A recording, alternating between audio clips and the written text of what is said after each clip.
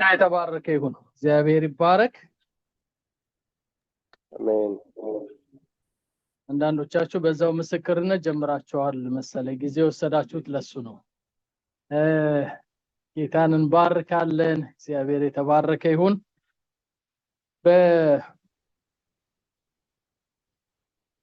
በዚህ አንድ አመት ውስጥ የጀመርነውን ወይ ደግሞ እየተማርን ያለነው የመጨረሻውን በኔ በኩል ያለው ማጠቃለያ ዛሬ እናገራለሁ ብያለሁ። ስለዚህ ጥቂት ደቂቃም ቢሆን ወስጄ እሱን ሰመራይዝ አደርጋለሁ። አሁንም ማበረታታችሁ የቤተክርስቲያኒቷ ዌብሳይት ላይ ወይ ደግሞ ዩቲዩብ ላይ ሄዳችሁ ያለፉትን ትምህርቶች ስሟቸው።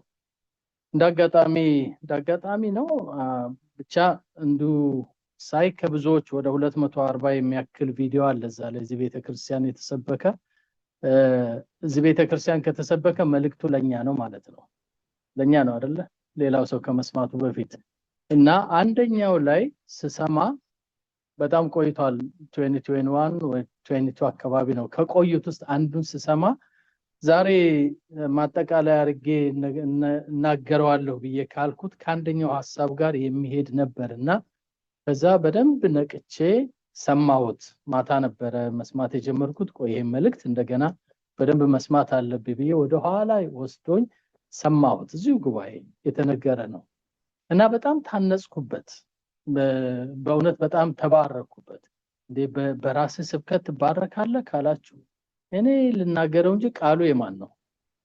የእግዚአብሔር ነው ቃሉ። ስለዚህ በጣም ታነጽኩበትና እያንዳንዱን ነገር እንደዚሁ ቆየት ብለን ስንሰማው በጣም ትርጉም ይሰጠናል።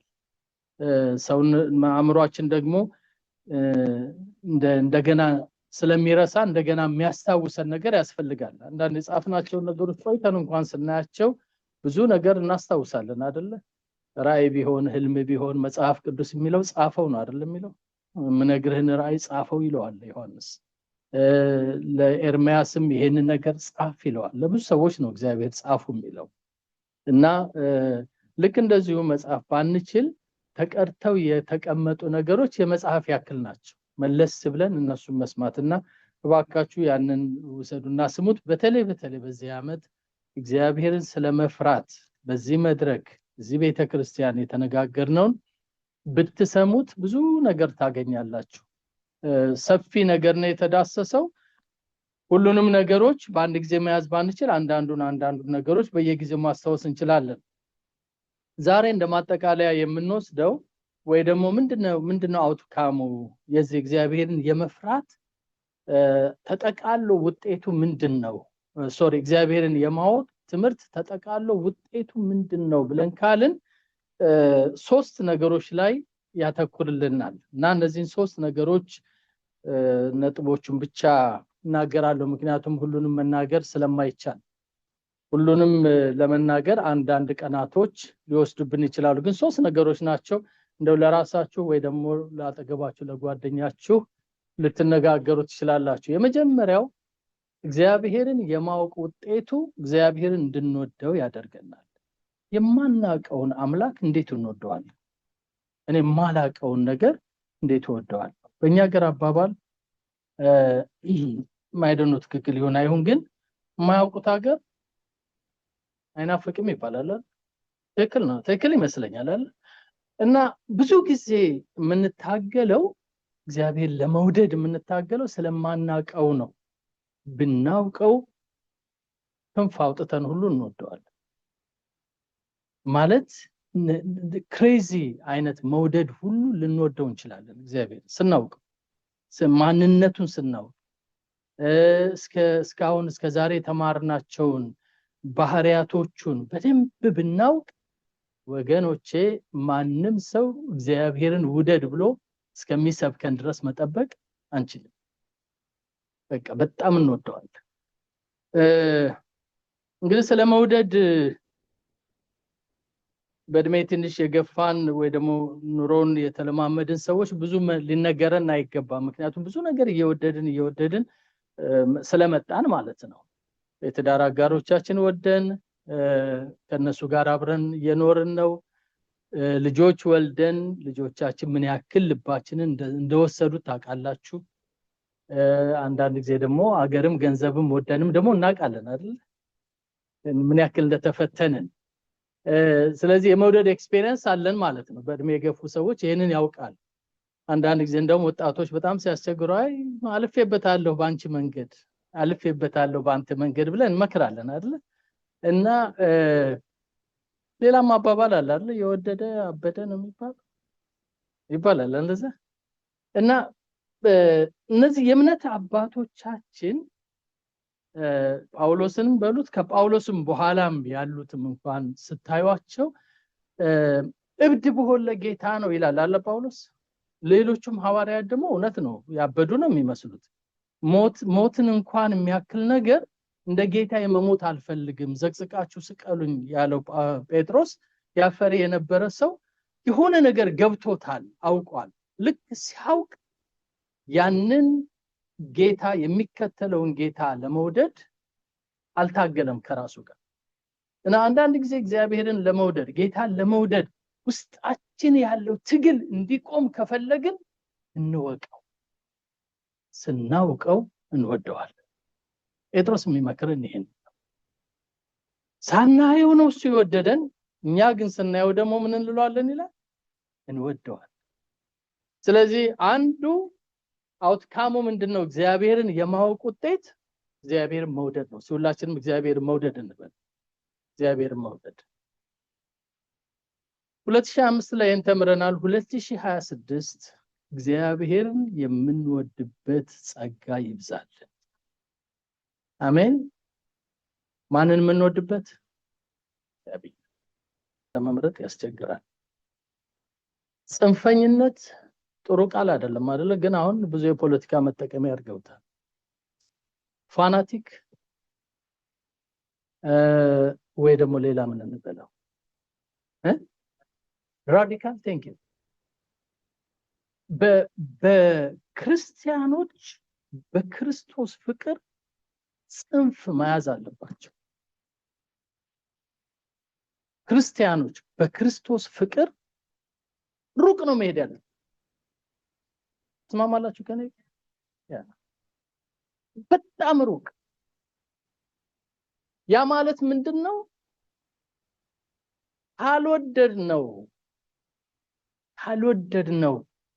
እንዴት እናመልከዋለን? ካልወደድነውስ እንዴት እናገለግለዋለን? ካልወደድነው እንዴት ህይወታችንን እንሰጠዋለን? ካልወደድነው እንዴት እናገለግለዋለን? ካልወደድነው ሌላውን መውደድ እንችላለን? ውሸት ነው። መጽሐፍ ቅዱስ የሚለው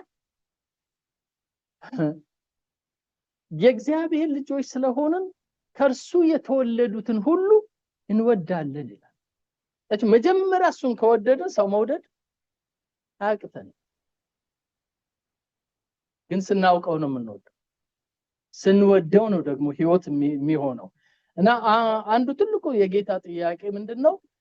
ወይ ደግሞ የእግዚአብሔር ጥያቄ ከብሉይ ኪዳን ጀምሮ እግዚአብሔር አምላክን በፍጹም ልብህ፣ በፍጹም ነፍስህ፣ በፍጹም ኃይልህ ምን በለው ነው የሚለው?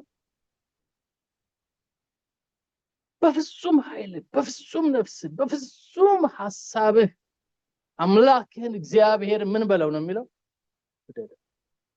እነዚህ ሶስት ነገሮች እግዚአብሔርን መውደድ፣ እግዚአብሔርን ማክበር ወይ መፍራትና ማክበር፣ እነዚህ ሶስት ነገሮች ገና ምድረ በዳ ላይ እስራኤል ህዝብ ገና ሲና ምድረ በዳ ላይ ያለ የተሰጠው ትእዛዝ ነው። አዲስ አይደለም።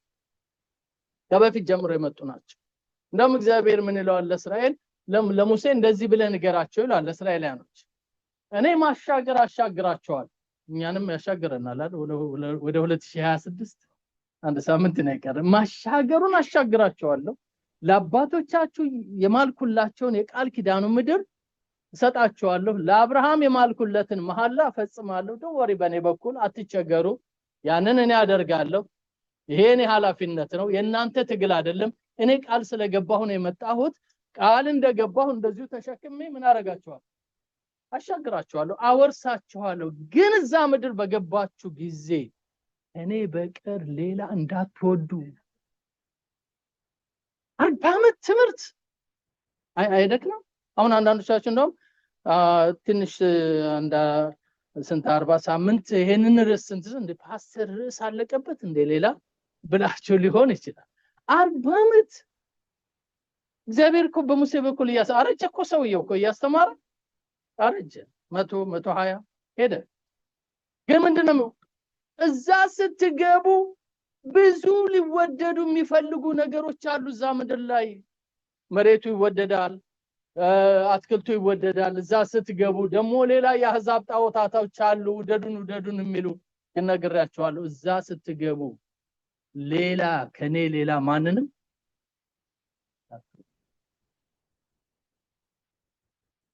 በ2026 እግዚአብሔርን መውደድ ይብዛልን። አሜን። ሲበረም አሜን እንበል። አሜን እንበል። እኔንም እኮ እንዲረዳኝ እኮ ነው የጸጋ ከናንተ ጋር ምጮህ ወገኖች፣ እኔንም እንዲረዳኝ ከኑሬ በላይ ከትዳሬ በላይ ከልጆቼ በላይ ከሁኔታ በላይ ከራሴ በላይ አምላኬን እንድወደው። አሜን። እግዚአብሔር ያደርግልን። አሜን ያደርግልን። ያ ለምንድን ነው ይሄን እግዚአብሔር የሚፈልገው? አላውቅም፣ ግን በቃ ፈለገው። ማንኛችንም ይሄን መርምረን ማግኘት አንችልም። ግን የሚለው ምንድነው? እኔን ውደደኝ።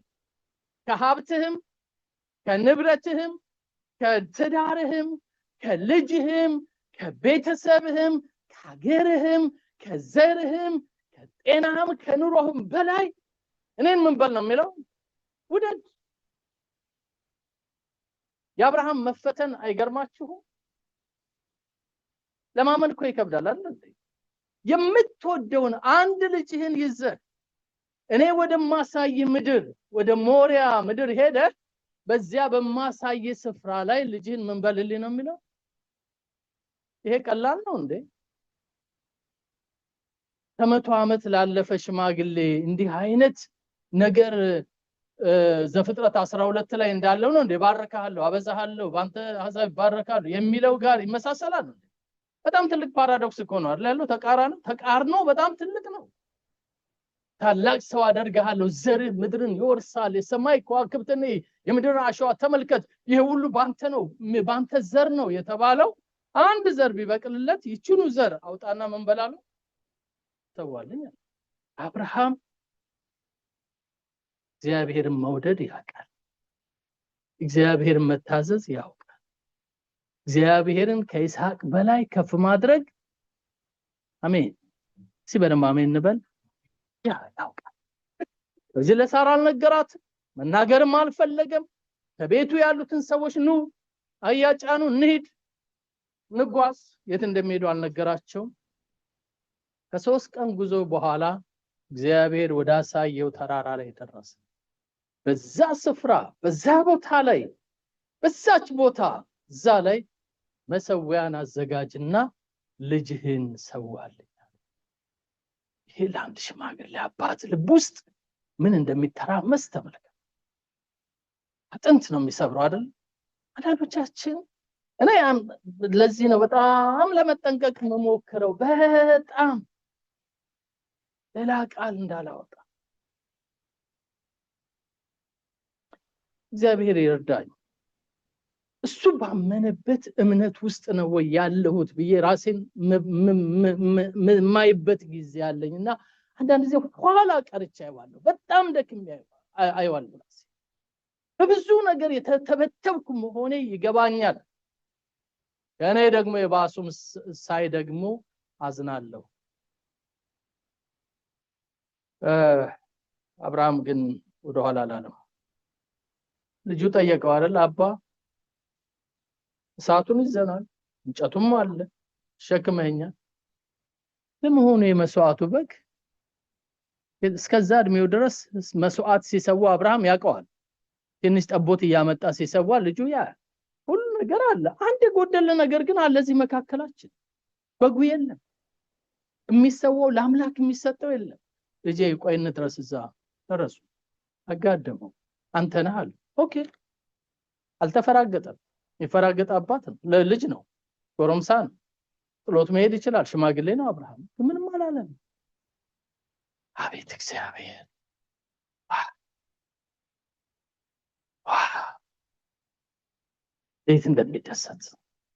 እንዴት እንደሚደሰት አየሁ።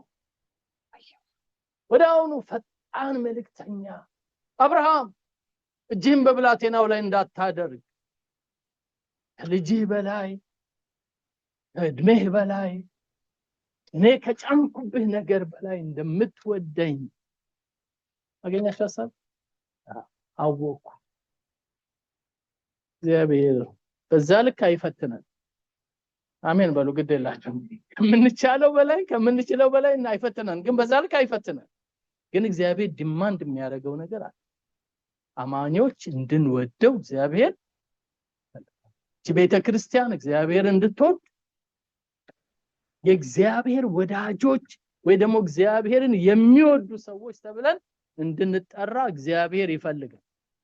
አንዳንዶቻችን ምንወደው ብዙ ነው። ሁለተኛው በዚህ ትምህርት ምን እናገኛለን ካልን እግዚአብሔር መፍራት ነው።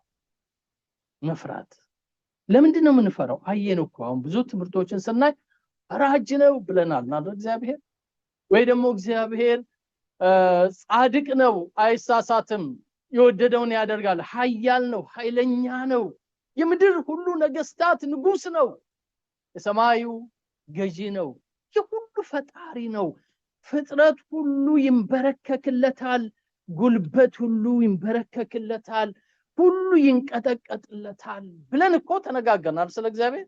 በዛ ልክ እንወቀው ብለን ካለን አያስፈራም? እንዴት ነው የምታዩት? አያስፈራ? ጓደኛ ማድረግ ይቻላል ይሄን? እንደ ኩያ ጓደኛ እንዴ አልነገርኩም እንደ እግዚአብሔር ለምንድን ነው ይሄን ማታደርግልኝ ይባላል። የሚቀጥለው ዓመት እግዚአብሔርን የምናከብርበት ዓመት ይሆናል፣ የምንፈራበት ዓመት ይሆናል። fear of God በጣም ኢምፖርታንት ያስፈልገናል። የደሞዝ ጭማሪ ጥሩ ነው፣ ቦነስ ማግኘት ጥሩ ነው፣ ኦቨርታይም ስራ ጥሩ ነው፣ አንዳንድ ያልጠበቅናቸው ኦፖርቹኒቲ መምጣታቸው ጥሩ ነው። ግን ከዛ ሁሉ በላይ እግዚአብሔርን የመፍራት መንፈስ በላያችን ላይ ይረፍልን። አሜን ትላላችሁ? ዘመን አልፎ ዘመን ሲመጣ የምንቀበለውን ነገር የምንፈልገውን ነገር ማዘጋጀት አለብን። ጌታ ሆይ በ2026 አንተን መፍራት ይብዛልኝ። 5 ላይ ተዳፍሬያለሁ፣ 24 ላይ ተዳፍሬያለሁ፣ 23 ላይ አላወኩም፣ 22 ላይ ከዛ በፊትም በነበረው አሁን ግን አልፈልገውም። ያንን ኑሮዬን ያንን ህይወቴን አልፈልገውም። አንተን እየፈራሁ መኖር እፈልጋለሁ።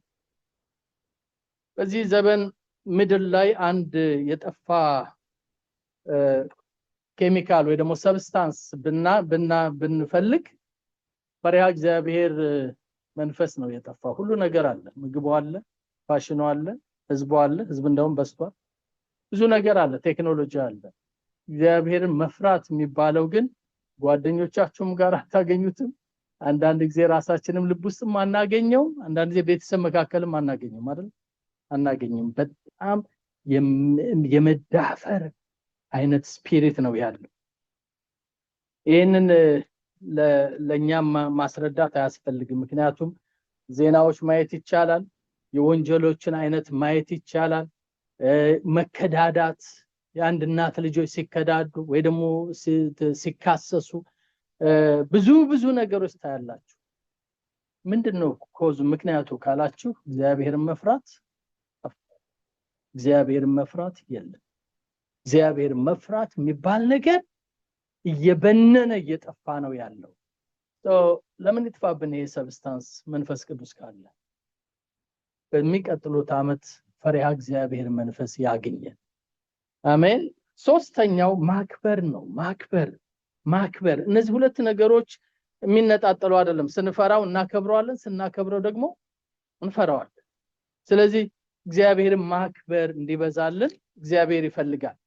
እግዚአብሔርን እንድናከብረው፣ እግዚአብሔርን እንድንፈራው፣ እግዚአብሔርን እንድንወደው አምላካችንን ማወቅ በጣም ያስፈልገናል።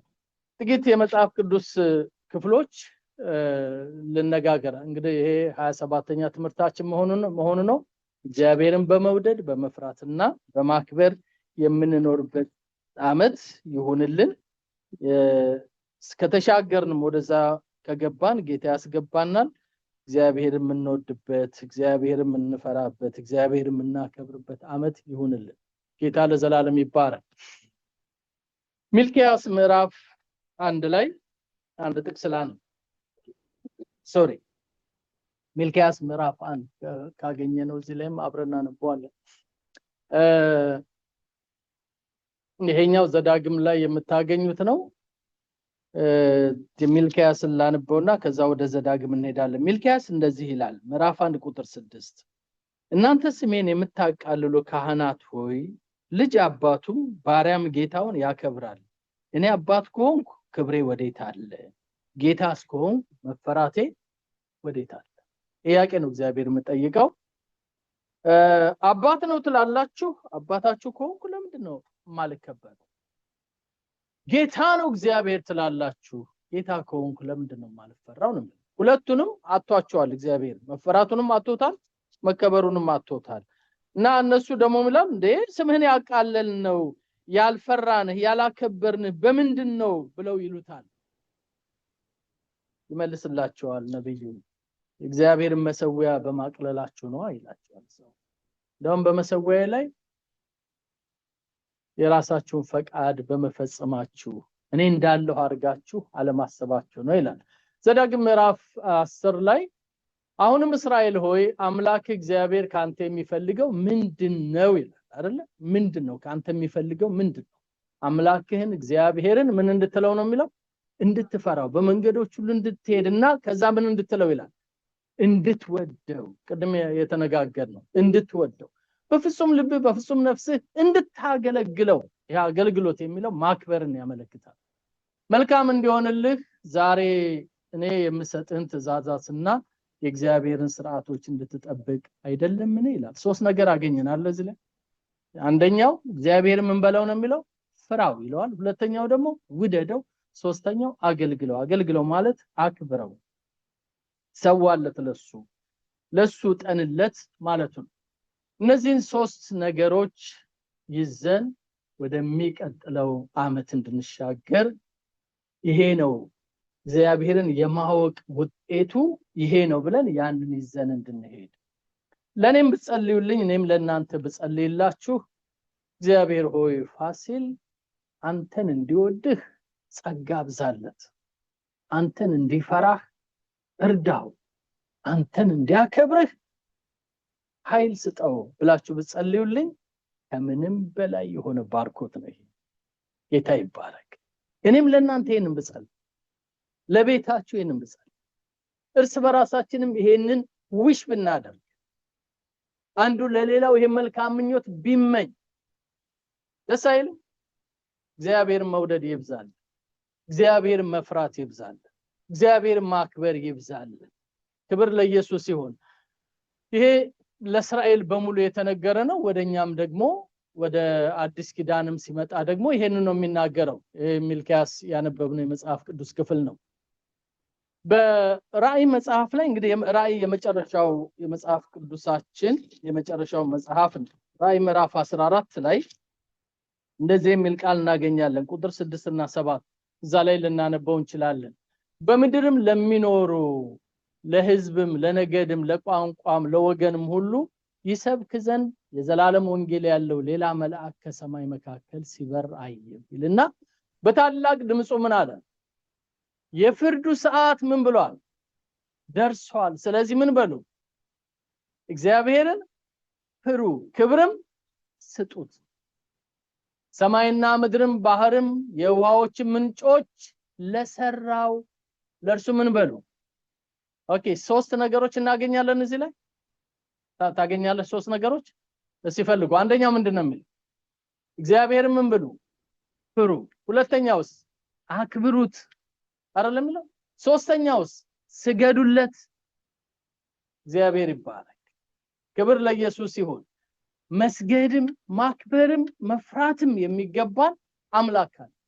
ለርሱ ያንን እንድንሰጥ እግዚአብሔር ይፈልጋል። ይሄ እንግዲህ የራእይ የመጨረሻው መጽሐፍ ነው። ስለዚህ ከመጀመሪያው ጀምሮ እስከ መጨረሻው እግዚአብሔር ከኛ ከክርስቲያኖች የሚፈልገው እንድንወደው፣ እንድንፈራው፣ እንድናከብረው እግዚአብሔርን ማወቅ የሚያመጣልን ውጤት እግዚአብሔርን መውደድ፣ እግዚአብሔርን መፍራት፣ እግዚአብሔርን ማክበር።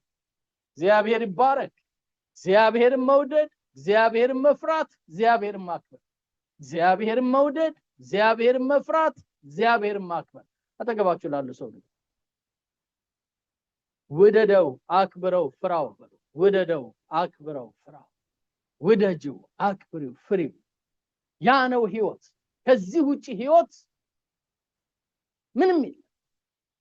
የቱንም ያክል ብናገለግል፣ የቱንም ያክል ገንዘባችንን ብንሰጥ፣ የቱንም ያክል ለብዙ ነገር እንኳን መልካም ሰዎች ሆነን ብንገኝ እግዚአብሔርን ካልፈራን፣ እግዚአብሔርን ካልወደድን፣ እግዚአብሔርን ካላከበርን ህይወታችን ትርጉም የለም ወገኖች።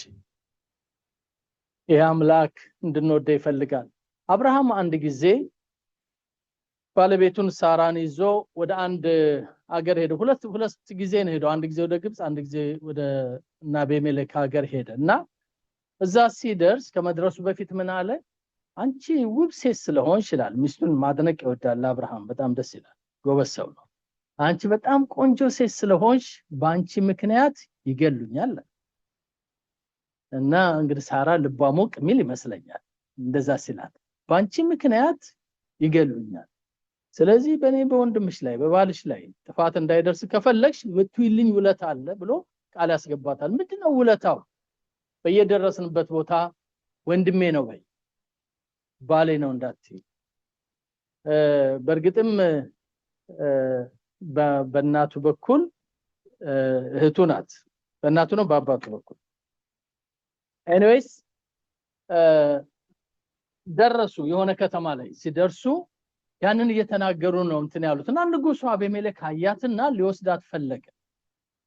ሊወስዳት ከዛ እግዚአብሔር ጣልቃ ገባና ያንን ቤተሰብ በመቅሰፍት መታው እና ምንድነው የሆነብን ነገር አሉ። ከዛ ባለቤቱ መሆኑ ታወቀና ንጉሱ ጋር ተይዞ ቀረበ። ምንድነው ይሄ ያደረክብን ነገር? የትክክል አይደለም። ወደ ሀገራችን መጣ፣ ተቀበልንህ፣ እንዴት እንደዚህ ታደርገናለህ ብሎ ሲለው ምንድነው አብርሃም የመለሰው? አብርሃምም አለ ይላል አይደል? ምን አለ? በዚህ ስፍራ እግዚአብሔርን መፍራት በእውነት እንደሌለ ለሚስቴም ሲሉ እንደሚገሉኝ ስላሰብ። እዛ ከተማ ገበያው ሙሉ ሊሆን ይችላል፣ ወይ ደግሞ ምግቡ ብዙ ሊሆን ይችላል፣ ወይ ደግሞ እዛ ከተማ የሚያስፈልገው ነገር ሊገኝ ይችላል። ግን አንድ ነገር አብርሃም ፈልጎ አጥቷል። እዛ ከተማ ምንድነው ያጣው? እግዚአብሔርን የሚፈራ ሰው የለም። አታውቁም? ባፈለ ብዙ እናጣለን እኮ። ምንድነው ያለው? እግዚአብሔርን መፍራት እዚህ ሀገር የለም። ለመግደል ሁሉ ሰይፉን የሳለ ነው፣ ለማዋረድ የተዘጋጀ ነው። እዚህ ሀገር እግዚአብሔርን መፍራት የለም። ስለዚህ ስለፈራሁኝ ከሚገሉኝ ብዬ ሚስቴን እህቴን አታልኩ እና እግዚአብሔር አስመለጠው። ምንም እንኳን አባታችን አብርሃም ቢዋሽም ግን ትክክል ባልሆነ መንገድ የሄደበትን ጎዳና እግዚአብሔር ባይቀበለውም የሱ ግን መረዳት ምንድን ነበር? እግዚአብሔርን መፍራት በአገር ላይ እንደጠፋ ገብቶታል። ይጠፋሉ በአገር ላይ እግዚአብሔርን መፍራት በደም እንኳን በአገር ላይ በአለም ላይ ሁሉ ጠፍቷል አይደል? ዘፍጥረት ምዕራፍ 6 የሚነግረን ይሄ አይደል? ከኖህ በስተቀር እግዚአብሔርን የሚፈራ ሰው በምድር በተባለች ፕላኔት ላይ ተገኝቷል እንዴ? አልተገኘም አይደል? ሰዶም ገሞራ ከተማው ውስጥ እግዚአብሔርን የሚፈራ ሰው ነበር እንዴ? ከተማው በእሳት ሲቃጠል ይጠፋል። እግዚአብሔር እኮ ፈልጎ አጣ። አብርሃም ጀመረ 50 45 40 35 30 10ስ የለም። ወገኖቼ ልባችን ጠብቅ። እግዚአብሔርን የሚፈራ ሰው በፓውዛ ፈልጋችሁ የምታጡበት ጊዜ ላይ ልደርሱ ትችላላችሁ። በሚቀጥሉ ዘመን ልንደርስ እንችላለን። አረ ምናምን አትበሉ። የሁሉ ወንጌል እየተሰበከ ኖ እሱ አይደለም ያዋጣል። እኛ መጀመሪያ እግዚአብሔርን መፍራት ይብዛል። አሜን። ክብር ለኢየሱስ ይሁን። ስለዚህ አብርሃም የገጠመው ትልቁ ፈተና fear of God ከተማው ላይ የለም። በለዛውም በዛ ዘመን ከብዙ ሺህ ዘመን በኋላማ አሁን ሰው ራሱን ወዳድ በሆነበት በዚህ ዘመን እንዴት ሊኖር ይችላል? ግን የለም ማለት እግዚአብሔር አይፈራም ማለት አይደለም። እግዚአብሔር መፍራት እኛ ቤት መጀመር አለበት። መዝሙረኛው እንደዚህ ብሎ ይነግረናል። ባለጠጎች ደህዩ ተራቡም፣ እግዚአብሔርን የሚፈልጉ ግን ከመልካም ነገር አይጎሉም ይልና ልጆቼ ኑ ስሙኝ ይላል አይደል? ልጆቼ ምን በሉኝ? ኑ። ከዛ ምን በሉኝ? ስሙኝ። ምን ላስተምራችሁ? ለካ መማማር አለብን ማለት ነው እንደ እግዚአብሔር መፍራት። አገኛችሁ ሐሳቤ? ብዕራችንን ይዘን ጆሮአችንን ሰተን ወረቀት ይዘን አገላብጠን አጥንተን ተንበርክከን መማር ካለብን ነገር ልንማር የሚገባን እግዚአብሔር መፍራት ነው። ክብር ለኢየሱስ ይሁን። የትኛውንም ኮሌጅ ብናልፈው የትኛውም ቦታ ላይ ብንደርስ ምሁራን ብንባል ፈሪሃ እግዚአብሔር መንፈስ ከሌለን ትርጉም የለው። ዕውቀታችን ዲግሪያችን ሰው ለመናቅና ሰው ለማጫረስ ሊውል ይችላል። እግዚአብሔርን መፍራት ትልቅ መዝገብ ነው። ክብር ለኢየሱስ ይሁን። እግዚአብሔርን መፍራት ትልቅ በረከት ነው። ስለዚህ ምንድነው የሚለው? ኑ ይላል። ኑ I will teach you. I will teach you. ምን? fear of God. ሲያሜን በሉልኝ። ህዝብ የተሰበሰበበት የቤተ ክርስቲያን ጉባኤ ሁሉ ሌላ ርዕስ ባይኖር ይሄ ብቻ ቢሆን ርዕስ ደስ አይላችሁ? እግዚአብሔር መፍራት ጧት ጀምሮ እስከ ማታ ድረስ ቢማሩ ደግሞ ቢጸልዩ ደግሞ ቢማሩ ደግሞ ቢጸልዩ ደግሞ መንፈሱ ቢመጣ ሁላችንም በፈሪሃ እግዚአብሔር መንፈስ እየተሞላ እንወጣ ነበር። ነው ላስተምራችሁ። በመጽሐፍ ቅዱሳችን ውስጥ እግዚአብሔር መፍራት የተማሩ ሰዎች በጣም በጣም ተባርከዋል። ኢሳይያስ 33 ላይ እንደዚህ ይላል፣ እግዚአብሔር በአርያም ተቀምጧልና ከፍ ከፍ አለ፣ ጽዮንን በጽድቅና በፍትህ ይሞላታል። እርሱ ለዘበንህ የሚስማማውን የሚያስተማምን መሰረት የድነት የእውቀትና የጥበብ መዝገብ ይሆናል ካለ በኋላ ምን ይላል?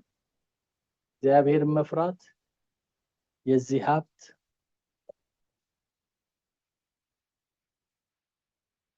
ዞቻችን ቁልፍ ጠፍቶን ነው አይደለም ምንድነባበረው? እግዚአብሔር መፍራት ቁልፍ ነው፣ ሁሉን ይከፍታል። ክብር ለኢየሱስ ይሁን። አሜን። ቁልፉ ምንድነው ነው የሚለው? እግዚአብሔር መፍራት። ቁልፍ እንፈልጋለን እዚህ ቤት፣ ቁልፉ እግዚአብሔር መፍራት።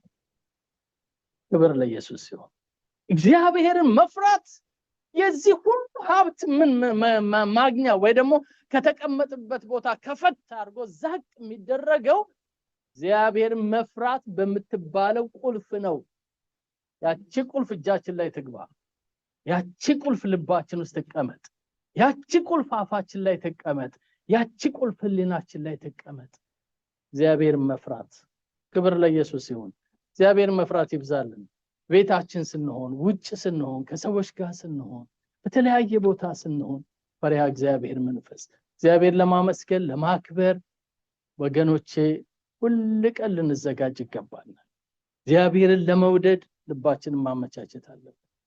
እግዚአብሔር ፊት ራሳችንን አዋርደን ለመስገድ ይገባሃል፣ ይገባሃል፣ ይገባሃል ክብር ብለን ለማለት መሸነፍ አለብን። ያልተሸነፈ ማንነት እግዚአብሔርን ሊያከብረው አይችልም። በምን እንሸነፍ?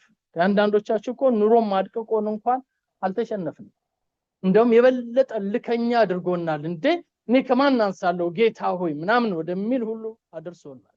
ግን አይደለም ወገኖቼ፣ ጠቢብ ሰው ለአምላኩ ይሸነፋል። አሜን። አስተዋይ ሰው አሜን ለሐሳብህ አሜን ለፈቃድህ ብሎ ይሸነፋል። ለእግዚአብሔር ተሸነፈ ማለት ሰው ሰነፈ ማለት አይደለም፣ ጥበበኛ ሆነ ማለት ነው። አሜን በሉልኝ። ክብር ለኢየሱስ ይሁን። ሰው ለእግዚአብሔር ከተሸነፈ ያንን ሰው ፍሩት ያንን ሰው ከተወሰነ ጊዜ በኋላ ቦታው ላይ አታገኙትም። እግዚአብሔርን መፍራት ወደ ከፍታ ይወስዳል። ክብር ለኢየሱስ ይሁን። ያዕቆብን እስቲ ተመልከቱት። ያዕቆብ እኮ የሁለት ክፍል ሰራዊት ነበር፣ ሀብት ነበረው፣ ልጆቹ ብዙ ናቸው።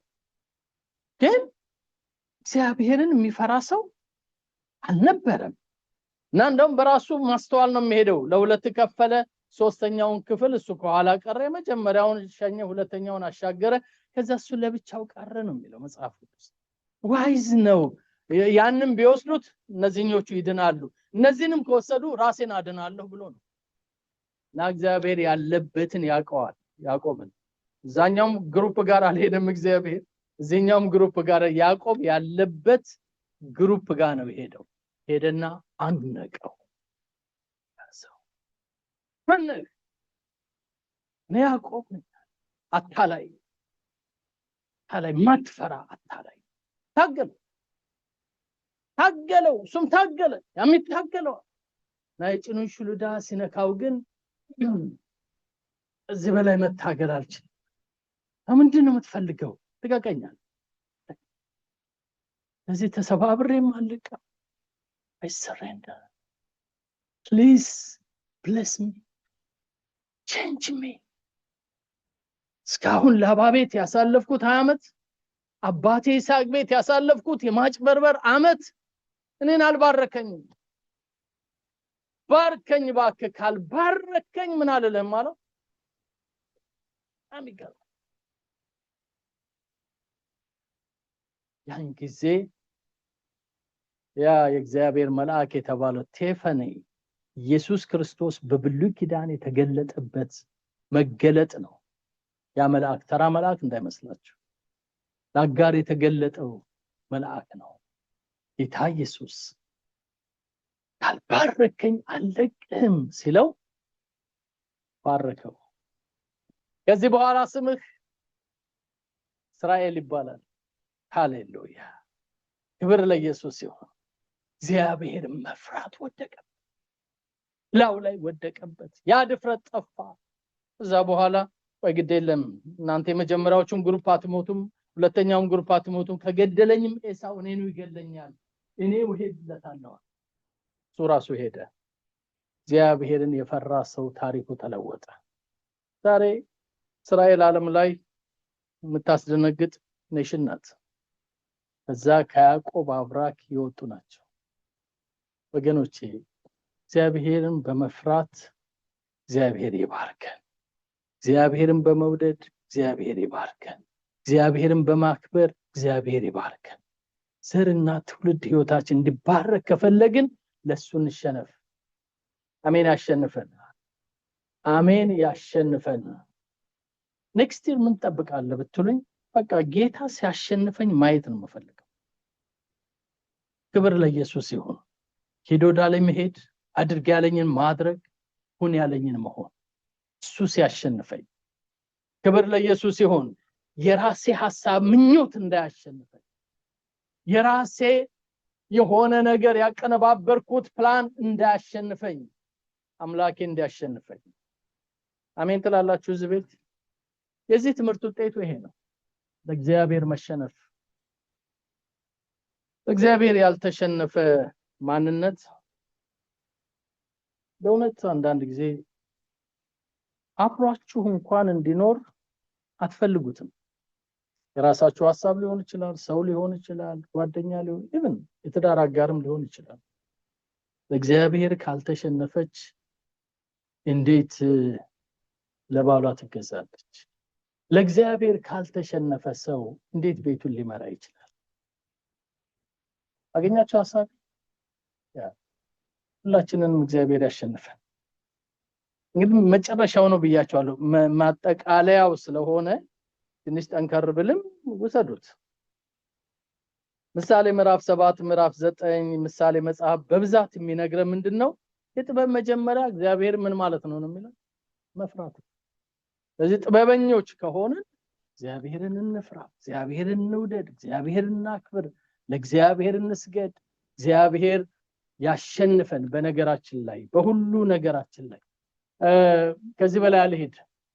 እግዚአብሔርን የመፍራት ትምህርት ሰፊ ነው። ልክ እንደዚሁ እግዚአብሔርንም የመውደድ ትምህርት ሰፊ ነው። እግዚአብሔርንም የማክበር ትምህርት ሰፊ ነው።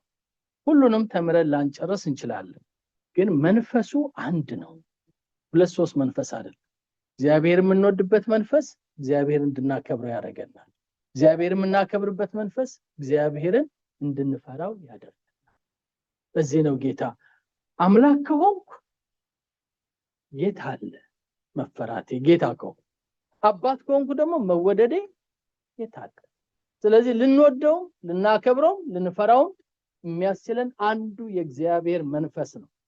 ያ መንፈስ በህይወታችን እንዲበዛ እግዚአብሔር ይርዳን። የመጨረሻ ሐሳብ አድርጌ ልናገር።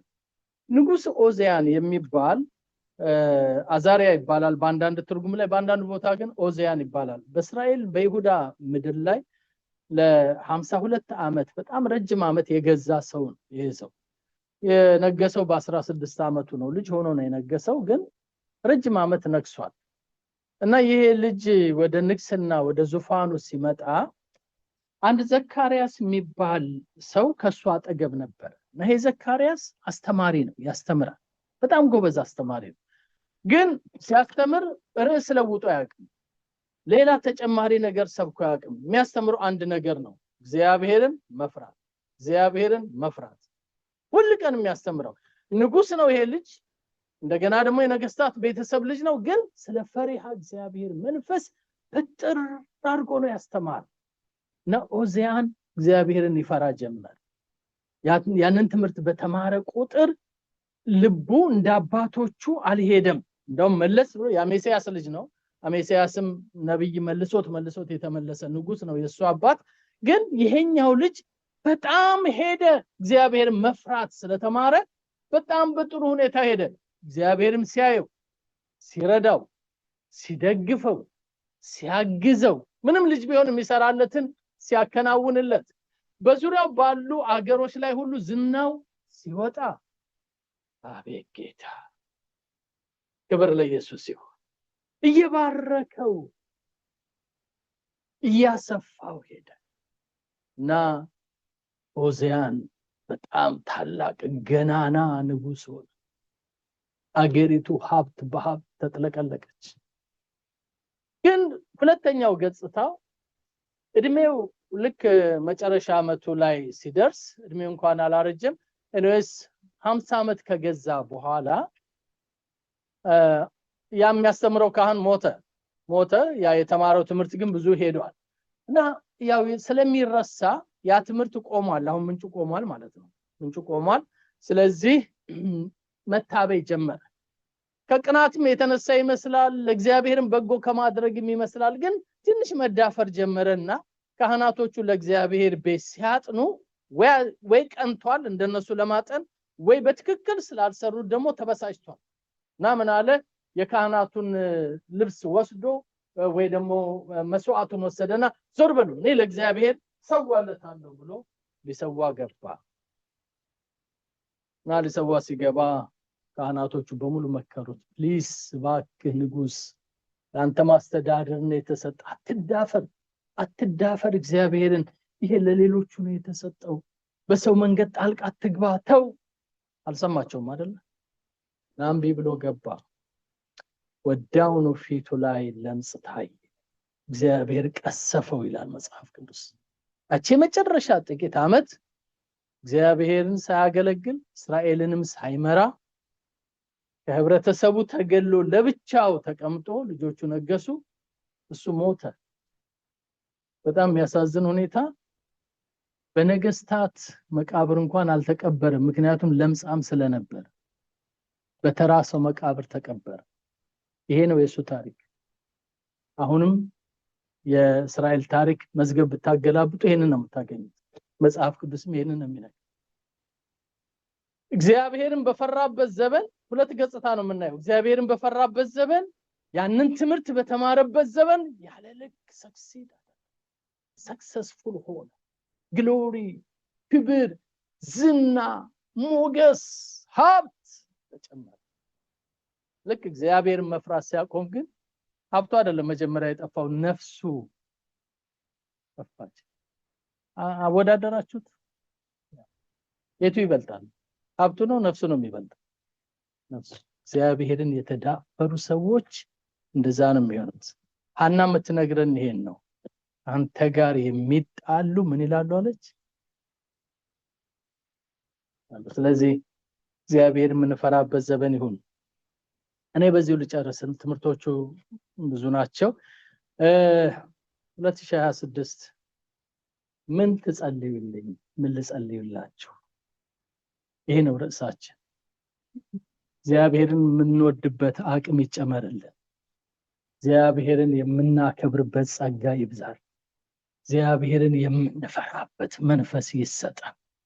ፈሪሃ እግዚአብሔር መንፈስ ያስፈልገናል። እግዚአብሔርን ከምንም ነገራችን በላይ መውደድ ያስፈልገናል። እግዚአብሔርን ደግሞ ማክበር፣ እሱን ከፍ ማድረግ፣ እሱን ግሎሪፋይ ማድረግ፣ በነገራችን ላይ ሁሉ እሱን የበላይ ማድረግ ያስፈልገናል። ይህንን ሐሳብ ይዘን እንጸልይ። ይህንን ከጸለይን ይበቃናል ብዬ ነው የማስበው። ለመሰላችሁ መጽሐፍ ቅዱስ እንዳስተማረን እንደመከረን